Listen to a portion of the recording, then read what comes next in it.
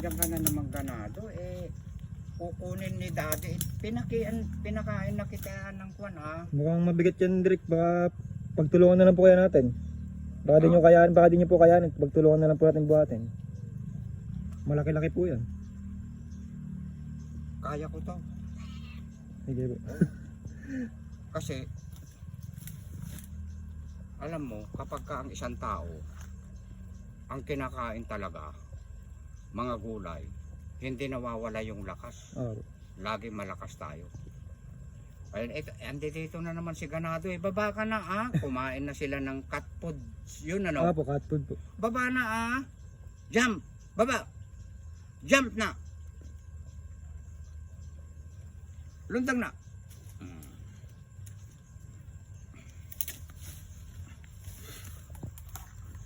Itatayo ko muna bago ko papasanin. Sige po. Wow!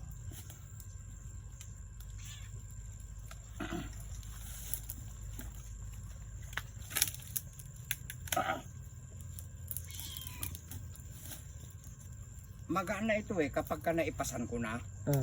Mabigat kung sa mabigat, pero pagka napasan mo na, magaan na ito. Hindi nga tayo turuan, Direk. Baka mabigat yan. Kayang-kaya ko. Sige, pukusan mo lang ako. Kukumpasan ko pa Tatadyakan ko pang ganun, aangat na 1, 2, 3. Oh, kita mo na? Oh. Oh. Alam mo nung kami mga binata sa Solano, Nueva Vizcaya, kami mga magpipinsan, kung tawagin ay karyada, nakikikaryada ako sa yung isang kaban na palay. Itinatakbo ko yung isang kaban na palay doon sa Pilapil. Kung totoo yan, pinakamaliit ako na magpipinsan. Pero yung lakas ko, talo ko sila dahil mas matatanda sila sa akin.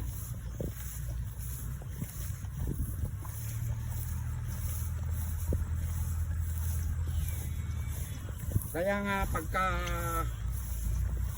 ako na una pabalik na naman ako, kukuha na naman ako ng isang kaban.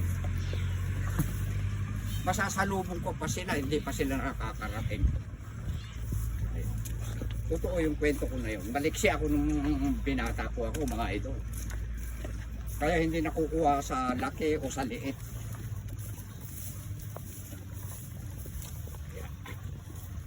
Doon ko dadalhin mga idol at baka balang araw si Direk gusto rin niya ng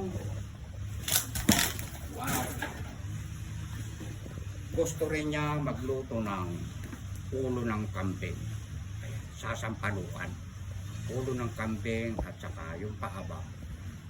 Kasi walang sebo gano doon Ang sebo ng kambing mga idol, alam nyo po, nandoon po sa mga stomach, yung ginagawang bituka. Ay, yung ginagawang papaitan, sorry po. Nandoon po ang mga sebo-sebo.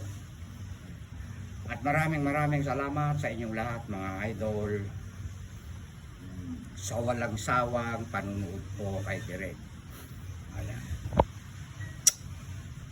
I love you all. Ikat na!